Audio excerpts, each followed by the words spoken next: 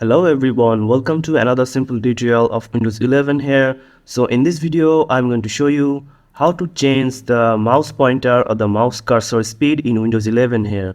So first of all, you just need to go to your start menu here, click on start menu, then go to settings option here.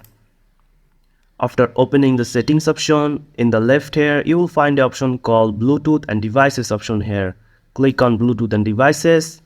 Then you just have to scroll down and find the mouse option here. As you can see, this is the mouse option. Click on it.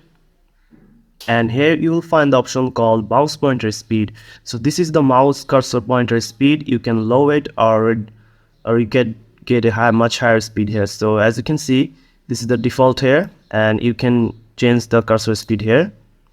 And also if you want a slower speed, you can slow it. So that's it guys, this is how you can change the mouse cursor speed in Windows 11 here. So if you found this video helpful, please subscribe to this channel and thank you for watching.